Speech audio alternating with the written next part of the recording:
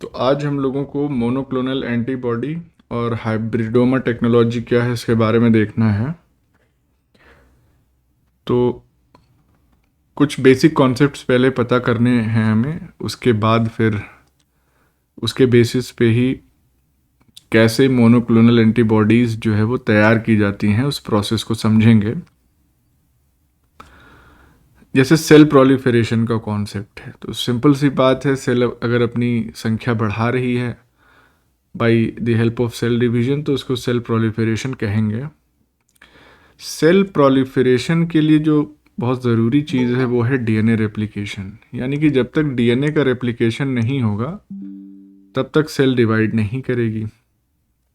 हमको ये भी मालूम है कि डीएनए जो है वो 4 न्यूक्लियोटाइड से बने होते हैं, 4 टाइप के, AGCT। ये सब बेसिक बातें हैं। अब ये जो न्यूक्लियोटाइड्स हैं ये मिलते कहाँ से हैं, या क्या पाथवे है इन न्यूक्लियोटाइड्स की सिंथेसिस के लिए। दो पाथवेज जो है वो basically de novo synthesis pathway और साल्वेज पाथवे, इन दो पाथवेज की हेल्प से न्यूक्लियोटाइड्स की सिंथेसिस होती है। तो पहले इन पाथवेज को समझेंगे। डी नोवो सिंथेसिस पाथवे क्या है? डी नोवो का मतलब ये है कि स्टार्टिंग फ्रॉम द बिगिनिंग, यानी कि शुरू में जब कुछ नहीं था तो एकदम ज़ीरो से शुरुआत करने वाली बात है। तो यहाँ पे जो न्यूक्लियोटाइड्स की सिंथेसिस होती है वो सिंपल प्रिकर्सर कंपाउंड से, सिंपल प्रिकर्सर मॉलिक्यूल से होती है। तो प्रिकर्सर मॉलिक्यूल्स हैं, स्टेप्स कई सारे इन्वॉल्व होंगे, न्यूक्लियोटाइड्स बनेगा और इन न्यूक्लियोटाइड्स की हेल्प से डीएनए की सिंथेसिस होगी। स्टेप्स क्या है वो हम देख लेते हैं यहाँ पे। डी नोवो सिंथेसिस में बेसिकली होता यह है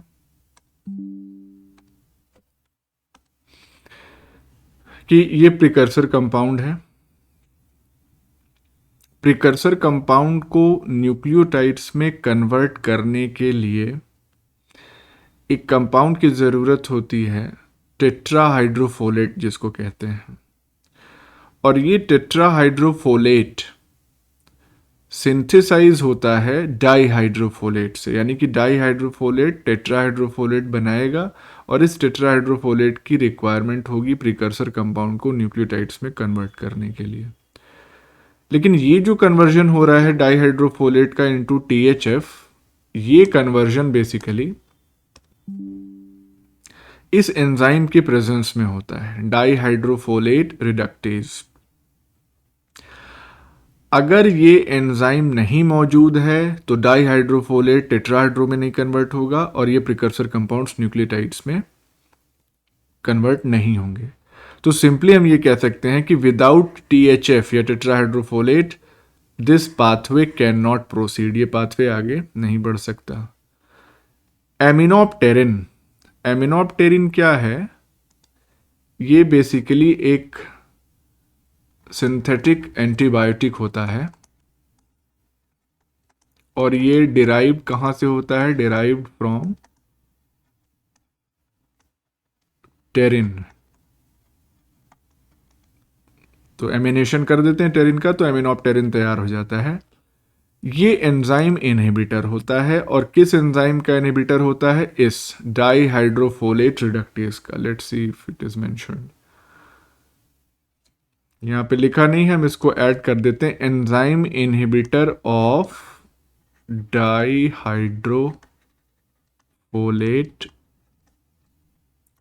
रिडक्टेज।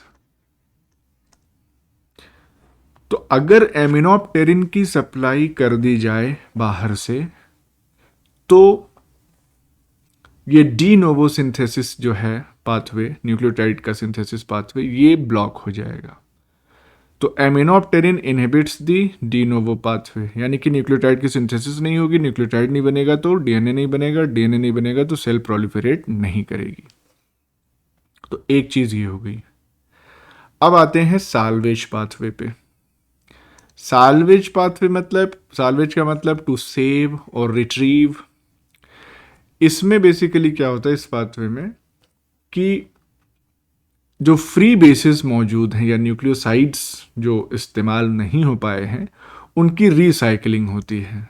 तो इनकी रीसाइकलिंग हो गई सेल के ही अंदर। तो फ्री बेसिस और न्यूक्लियोसाइड्स हैं, इनको रीसाइकिल करके न्यूक्लियोटाइड्स में कन्वर्ट कर दिया गया। फाइनली न्यूक्लियोटाइड से डीएनए बन गया। अब देखिए, साल्वेज पाथवे के लिए दो की एंजाइम्स रिस्पॉन्सिबल होते हैं, यानी कि इन दोनों की मौजूदगी में ही ये पाथवे रिसाइकलिंग का चलेगा, HGPRT और TK। क्या है ये? HGPRT होता है हाइपोजैंथीन गुआनिन फॉस्फोराइबोसिल ट्रांसफेरेज, ये एंजाइम है। इसका काम क्या होता है HGPRT का? ये हाइपोजैंथीन और गुआनिन इनको कॉरस्पॉन्डिंग न्यूक्लियोटाइड्स में कन्वर्ट करता है। तो HGPRT का ये फंक्शन हो गया। और दूसरा जो एंजाइम है हमारे पास TK या थाइमिडीन काइनेज जिसको हम कहते हैं, ये थाइमिडीन को कॉरस्पॉन्डिंग न्यूक्लियोटाइड में कन्वर्ट करेगा और फाइनली डीएनए की सिंथेसिस होगी। तो ये दो एंजाइम्स चाहिए साल्वेज पाथवे चलाने के लिए, HGPRT और थाइमिडीन काइनेज। तो ये दोनों स्टेप्स यहां पे लिखे हुए हैं। अगर इन एंजाइम्स को सिंथेसाइज करने वाली जीन में कोई म्यूटेशन हो जाए तो ये एंजाइम्स नहीं बनेंगे, और जब ये नहीं बनेंगे तो साल्वेज पाथवे जो है वो ब्लॉक्ड हो जाएगी। तो अगर कोई भी म्यूटेशन है जीन में, इन दोनों में से किसी के भी जीन में, तो साल्वेज पाथवे ब्लॉक हो जाएगा। ये भी बात क्लियर होगी। तो अगर हम एमिनोप्टेरिन डाल दे रहे हैं, बाहर से सप्लाई कर दे रहे हैं, तो डीनोवो पाथवे जो है वो ब्लॉक हो जाएगा।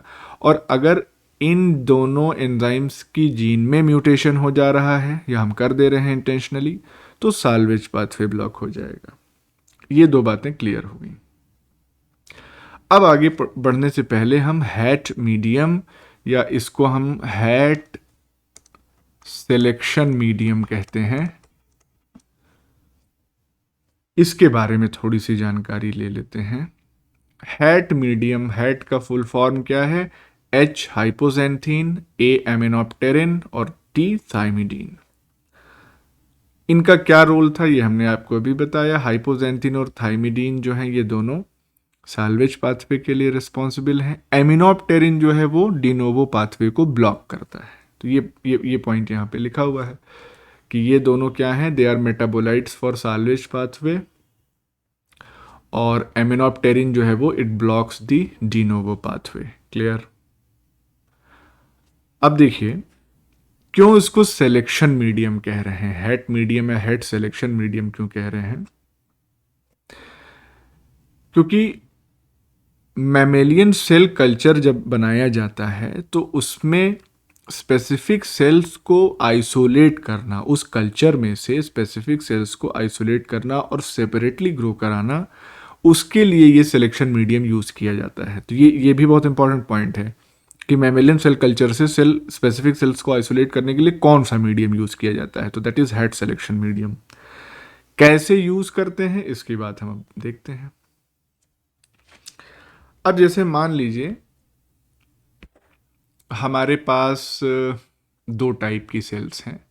एक तो एंटीबॉडी प्रोड्यूसिंग बी सेल है, ये जाहिर सी बात है बॉडी में होगी ही, नॉर्मल सेल होती है, और नॉर्मल सेल है तो इसका लाइफ स्पैन भी लिमिटेड होगा, और जब कल्चर में इसको हम ग्रो कराते हैं तो उस वक्त इसका लाइफ स्पैन और कम हो जाता है बी सेल का। दूसरी हमारे पास सेल है इमॉर्टल बी सेल, या इसी को हम माइलोमा सेल कहते हैं, और ये सेल स्पेसिफिकली तैयार की जाती है। इस सेल में HGPRT जीन और इम्यूनोग्लोब्युलिन जीन, इन दोनों जीन को नॉकआउट कर दिया जाता है, यानी इसीलिए इसको हम क्या कह रहे हैं? HGPRT नेगेटिव या IG नेगेटिव। तो ये प्रिपेयर किया गया।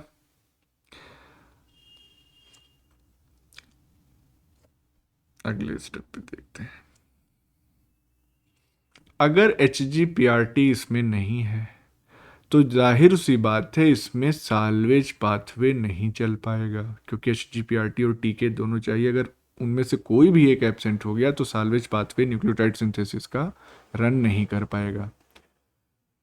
तो HGPRT नेगेटिव होने की वजह से साल्वेज पाथवे ब्लॉक हो गया इसमें, और IG नेगेटिव होने की वजह से ये किसी तरह की एंटीबॉडी नहीं प्रोड्यूस कर पाएगी, क्योंकि इम्यूनोग्लोबुलिन जीन है नहीं। अब क्या करेंगे, इन दोनों सेल्स को, ये एंटीबॉडी प्रोड्यूसिंग बी सेल और ये इमॉर्टल बी सेल, लिख ही दे रहे हैं इसका नाम, इसको हम क्या कहेंगे, माइलोमा सेल। इन दोनों सेल को हमने एक कॉमन मीडियम में रख दिया फ्यूज करने के लिए। तो सेल्स की मिक्सिंग कर दी गई और they are allowed to fuse in the presence of polyethylene glycol. Polyethylene glycol क्या है, ये एक फ्यूजोजेन है, मतलब ऐसा सब्सटेंस जो सेल फ्यूजन में इस्तेमाल होता है। इसकी मौजूदगी में होगा क्या कि ये सेल्स आपस में फ्यूज करेंगी। फ्यूज करने के बाद 5 टाइप की सेल्स मिलेंगी। पहली वो सेल्स, वो बी सेल्स जो फ्यूज नहीं हुई हैं, तो अनफ्यूज्ड बी सेल हो जाएंगी। दूसरी इमॉर्टल बी सेल या माइलोमा सेल्स जो कि किसी से फ्यूज नहीं की हैं, तो वो भी अनफ्यूज्ड होंगी। तीसरा टाइप जो होगा वो फ्यूज्ड बी सेल्स का होगा, यानी कि 2 बी सेल्स आपस में फ्यूज हो गई। और चौथा जो टाइप होगा सेल का वो होगा फ्यूज्ड इमॉर्टल बी सेल्स, यानी कि माइलोमा, 2 माइलोमा सेल्स आपस में फ्यूज हो गई। पांचवा जो टाइप होगा उसमें एक बी सेल और एक माइलोमा सेल, ये आपस में फ्यूज होंगी। तो ये जितनी पॉसिबिलिटी है ये सारी यहां पे दिखाई गई है, ये 5 पॉसिबिलिटी है। ये जो हाइब्रिड सेल है यही हमारे पर्पस की सेल है, इसी को हम बाद में कहेंगे हाइब्रिडोमा। अब देखिए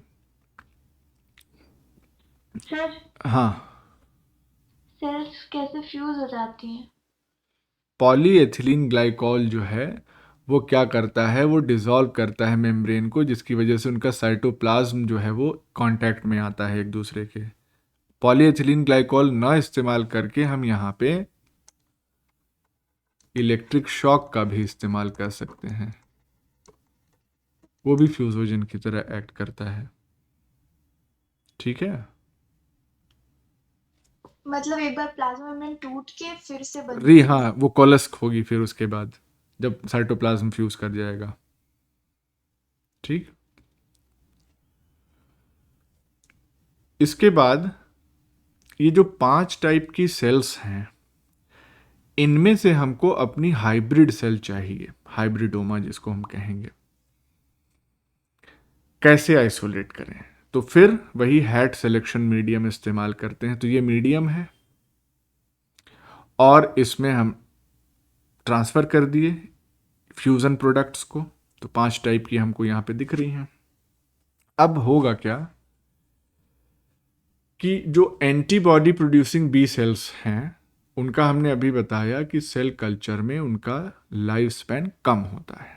तो short life span in vitro की वजह से क्या होगा कि जो बी सेल्स होंगी वो ज़्यादा देर सर्वाइव नहीं कर पाएंगी। तो चाहे फ्यूज्ड बी सेल हो चाहे अनफ्यूज्ड बी सेल हो, दोनों ही कुछ वक्त के बाद ख़त्म हो जाएंगी, अपने आप ख़त्म हो जाएंगी, लाइफ स्पैन उनका कंप्लीट हो जाएगा। तो हमको 2 टाइप की सेल से मुक्ति मिल गई, फ्यूज्ड और अनफ्यूज्ड बी सेल से। अब जो इमॉर्टल बी सेल्स हैं इसको पहले ही जीन नॉकआउट करके बनाया गया है, यानी HGPRT नेगेटिव है। तो इसका मतलब कि ये साल्वेज पाथवे से अपने न्यूक्लियोटाइड की सिंथेसिस नहीं कर सकते। चूंकि हैट मीडियम है तो इसमें क्या मौजूद होगा,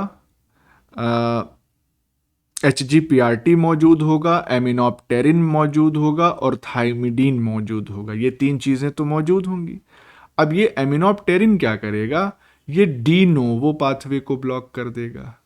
तो इमॉर्टल बी सेल्स के पास बड़ी समस्या है कि ये साल्वेज पाथवे का भी इस्तेमाल नहीं कर पा रहा है ये सेल, और डी नोवो पाथवे का भी इस्तेमाल नहीं कर पा रही है ये सेल, क्योंकि एमिनोप्टेरिन मौजूद है। तो उस कंडीशन में जो इमॉर्टल बी सेल्स होंगी वो भी खत्म हो जाएंगी। अब बची हमारी, अच्छा इसमें देख लीजिए अगला लाइन यहाँ पे जो लिखा हुआ है कि वो चाहे फ्यूज्ड हो चाहे अनफ्यूज्ड इमॉर्टल बी सेल हो, दोनों का कैरेक्टरिस्टिक तो सेम ही होगा क्योंकि दोनों सेम सेल टाइप्स हैं, तो वो खत्म हो जाएंगी। फिर बची हमारे पास हाइब्रिड सेल। हाइब्रिड सेल क्यों सरवाइव करेगी हैट मीडियम में? पहली चीज कि चूंकि बी सेल और माइलोमा सेल ये दोनों आपस में फ्यूज हो गई हैं, तो बी सेल जो कि शॉर्ट लाइफ स्पैन होता था जिसका मीडियम में, चूंकि वो माइलोमा सेल से, कैंसरस सेल से जुड़ चुकी है, तो उसकी प्रॉपर्टी मिली उसको, तो अब वो मीडियम में सरवाइव करेगी, डिवाइड करेगी फॉर लॉन्गर ड्यूरेशन। दूसरा, जो बी सेल है, नॉर्मल बी सेल, उसके पास तो HGPRT जीन मौजूद है क्योंकि उसको तो जीन नॉकआउट से तैयार किया नहीं गया है, जीन नॉकआउट से माइलोमा सेल को बनाया गया है। तो फंक्शनल HGPRT होने की वजह से क्या होगा कि न्यूक्लियोटाइड सिंथेसिस किस पाथवे से हो सकती है बताओ? डी नोवो पाथवे से हो जाएगी। भाई साल्वेज पाथवे से तो नहीं होगी क्योंकि एमिनोप्टेरिन मौजूद है, लेकिन डी नोवो से हो जाएगी।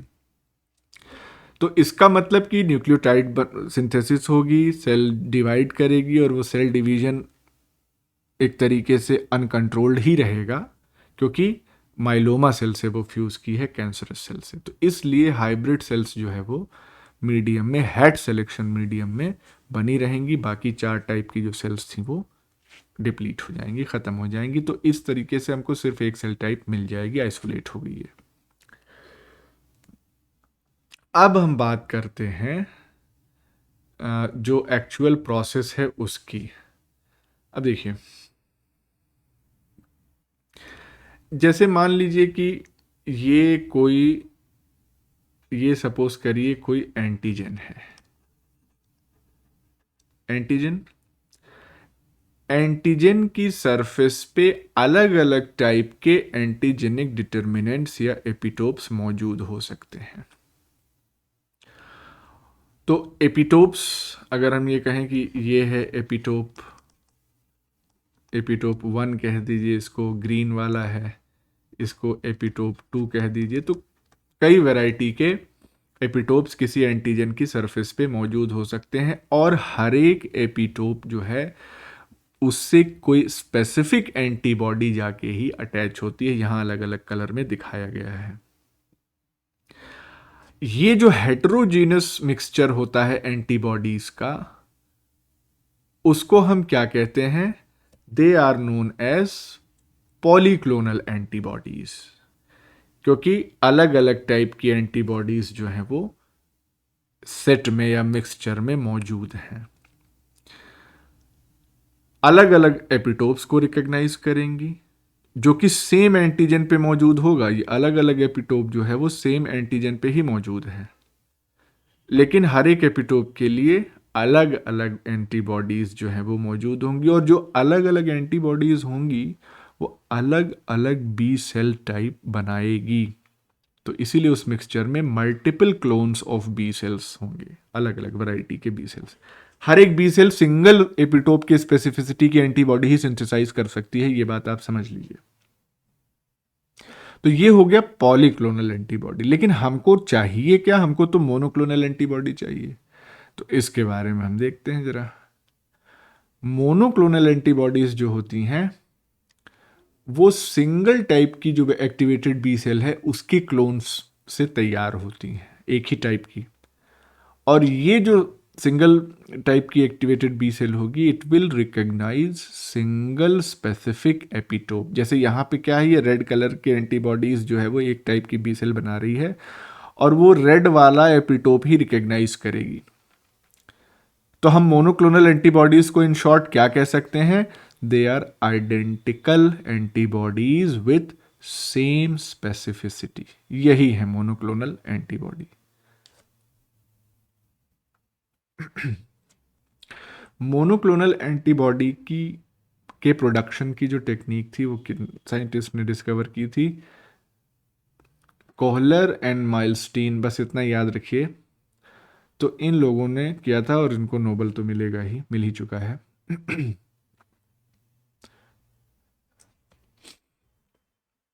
जिस टेक्नोलॉजी का यूज करके मोनोक्लोनल एंटीबॉडीज इन लोगों ने प्रिपेयर की उसको हम क्या कहते हैं? Hybridoma technology. हाइब्रिडोमा कैसे बन रहा था ऊपर हमने आपको दिखाया, जो सेल फ्यूजन की वजह से। अब जो स्टेप्स हैं मोनोक्लोनल एंटीबॉडी प्रोड्यूस करने के वो हम देख लेते हैं। सबसे पहला स्टेप क्या होगा? Immunization of an animal.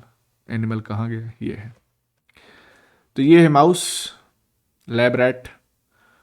इसको इम्यूनाइज किया जाता है, यानी कि एंटीजन की मल्टीपल डोजेज इसको प्रोवाइड की जाती हैं एट रेगुलर इंटरवल। उससे क्या होता है कि जब बार बार एंटीजन इसमें जाता है तो इस एंटीजन के खिलाफ एंटीबॉडीज इसमें तैयार हो जाती हैं। और एंटीजन के ऊपर अलग अलग टाइप के एपिटोप्स मौजूद हैं, तो जाहिर सी बात है अलग अलग स्पेसिफिसिटी की एंटीबॉडीज या अलग अलग स्पेसिफिसिटी की बी सेल्स बनती होंगी जो उन्हीं स्पेसिफिसिटी की एंटीबॉडीज बनाएंगी। कुछ हफ्तों के बाद इस चूहे की बलि चढ़ा दी जाती है, सेक्रीफाइस कर दिया जाता है एनिमल को बाय सर्वाइकल डिसलोकेशन, और फिर इसका स्प्लीन कट आउट कर लिया जाता है, स्प्लीन निकाल लिया गया। फिर स्प्लीन का मैकेनिकल और एंजाइमेटिक डिसरप्शन किया जाता है ताकि इसमें से सेल्स बाहर आ जाएं। स्प्लीन चूंकि सेकेंडरी लिम्फॉइड ऑर्गन है तो जाहिर सी बात है जो प्रोडक्शन होगा या जो एक्यूमुलेशन होगा बी सेल्स का, एक्टिवेटेड बी सेल्स का, बिकॉज ऑफ दिस एंटीजन, वो एक्यूमुलेशन या स्प्लीन में ज़्यादा होगा। मैकेनिकल और एंजाइमेटिक डिसरप्शन करने के बाद हमको, जैसे मान लीजिए यहाँ पे 4 टाइप के एपिटोप्स हैं, तो यहाँ पे उसी तरीके के कॉरस्पॉन्डिंग 4 टाइप की बी सेल्स दिखाई गई हैं। 4 अलग अलग टाइप की बी सेल्स जो है वो। अब इन बी सेल्स को बाकी की स्प्लीन सेल्स से सेपरेट करने के लिए डेंसिटी ग्रेडियंट सेंट्रीफ्यूगेशन परफॉर्म किया जाता है, क्योंकि हमको बी सेल्स चाहिए, बाकी सेल से मतलब नहीं है। तो ये सेंट्रीफ्यूगेशन करने से हमको सिर्फ बी सेल की टाइप्स मिल जाती हैं। ये क्या है? They are activated B lymphocytes. पहला स्टेप हो गया। अब ये एक्टिवेटेड बी लिम्फोसाइट्स, या जिनको हम प्लाज्मा सेल्स कह रहे हैं क्योंकि एक्टिवेटेड है तो लगातार एंटीबॉडी बना रही होंगी, ये हो गया। सेकेंड स्टेप जो है वो सेल फ्यूजन का। तो ये जो एक्टिवेटेड बी सेल्स हैं ये माइलोमा सेल्स से फ्यूज की जाएंगी पॉलीएथिलीन ग्लाइकॉल का इस्तेमाल करके। माइलोमा सेल्स जो होती हैं ये म्यूटेटेड होती हैं, जैसा कि हमने अभी देखा था। कैंसरस बी सेल्स, ये कैंसरस बी सेल्स हैं। प्लाज्मा सेल्स हम इसको कह सकते हैं। ऑल्दो एंटीबॉडी नहीं प्रोड्यूस कर रही हैं, डिवाइड बहुत रैपिडली कर रही हैं। एंटीबॉडी इसलिए नहीं प्रोड्यूस कर सकती हैं because they are Ig negative और HGPRT नेगेटिव भी हैं। ये दोनों बातें हम देख चुके हैं पहले ही। और चूंकि माइलोमा है तो can divide indefinitely in a culture. तो ये हो गई माइलोमा सेल। हो गया, इसमें कोई एक्स्ट्रा पॉइंट नहीं, यहां लिखा हुआ बस ये HGPRT नेगेटिव और IG नेगेटिव है। अब सेल फ्यूजन करा कैसे रहे हैं? पॉलीएथिलीन ग्लाइकॉल की प्रेजेंस में ये एक्टिवेटेड बी लिम्फोसाइट और ये माइलोमा सेल दोनों को मिक्स कर दिया। यही 5 टाइप की जो सेल्स हमारे पास आ गई, 1 2 3 4 5, जिसका जिक्र अभी हमने किया था। फिर हैट सिलेक्शन मीडियम का इस्तेमाल करके हम जो हमारी हाइब्रिडोमा सेल है उसको सेलेक्ट कर लेंगे, आइसोलेट कर लेंगे। ये भी हो गया, ये वाला भी बता चुके हैं, ये भी हो चुका है। फ्यूज्ड एंड अनफ्यूज्ड माइलोमा, ठीक, कंप्लीट। अब ये हाइब्रिड सेल्स या हाइब्रिडोमास जो हैं यही सरवाइव करेंगी। क्यों? क्योंकि HGPRT जीन इनको एक्टिवेटेड बी सेल से मिल जाएगी और एक्टिवेटेड बी सेल को ये अपनी प्रॉपर्टी दे देंगी लगातार डिवाइड करने वाली, तो सरवाइव करेंगे। हो गया। हाँ ठीक है। तो सिलेक्शन ऑफ हाइब्रिडोमा हमने देख लिया था पहले ही, सिलेक्शन ये थर्ड स्टेप था। ये है फोर्थ स्टेप। अब ये जो हाइब्रिडोमास हैं इनको आइसोलेट कैसे करेंगे, और वो भी सिंगल स्पेसिफिसिटी वाली हाइब्रिडोमा को आइसोलेट करना यहाँ थोड़ा सा चैलेंज। जैसे यहाँ पे क्या है, 4 टाइप की हाइब्रिडोमास जो है वो सरवाइव कर रही हैं ना, क्योंकि चारों अलग अलग स्पेसिफिसिटी की हैं, अलग अलग एपिटोप्स के लिए स्पेसिफिक हैं ये सेल्स। तो सिंगल स्पेसिफिसिटी की हाइब्रिडोमा को कैसे आइसोलेट करते हैं, इसके लिए एक टेक्निक यूज की जाती है, लिमिटिंग डाइल्यूशन। लिमिटिंग डाइल्यूशन इसमें क्या है, अगर आप इन प्लेट्स को देखें तो इसमें वेल्स का साइज बहुत बड़ा है, फिर और छोटा हुआ, फिर बहुत छोटा हुआ। इससे क्या होता है कि शुरुआत में जो सॉल्यूशन है इसमें चारों टाइप की सेल्स होंगी, फिर उस सॉल्यूशन को डाइल्यूट किया जाएगा, यानी कि ट्रांसफर किया जाएगा इनटू स्मॉलर वेल्स, फिर उसके बाद फर्दर उसको ट्रांसफर किया जाएगा मच स्मॉलर वेल्स। तो ऐसा करने से होता ये है कि काफ़ी हद तक संभावना ये बनती है कि जैसे ये बड़ा वेल है तो इसमें चारों टाइप की सेल मौजूद होंगी, छोटे में ट्रांसफ़र किया तो हो सकता है कोई एक रह गई, 3 ही टाइप की सेल छोटे वाले में आई, और छोटे में ट्रांसफ़र किया तो 2 टाइप की सेल आई, फिर और छोटे में कर देंगे तो फिर सिंगल टाइप की सेल जो है हमको उस स्मॉलर वेल्स में मिलेगी। This is called as limiting dilution. Probability based है लेकिन ये काम करता है। तो लास्ट में जाके हमको जो स्मॉलेस्ट वेल्स होती हैं इसी पैटर्न में, उसमें हमको सिंगल स्पेसिफिसिटी वाली हाइब्रिडोमास सेपरेट होके मिल जाती हैं। अब चेक कैसे करेंगे कि सिंगल स्पेसिफिसिटी वाली मिली कि नहीं मिली, तो भैया वो पढ़ा चुके हैं। स्क्रीनिंग जो है प्रोडक्ट का हम करेंगे एलाइजा या रिया का इस्तेमाल करके, तो स्पेसिफिसिटी जो है यहाँ पे क्लियर हो जाएगी किस पर्टिकुलर एपिटोप के लिए ये सेल स्पेसिफिक है।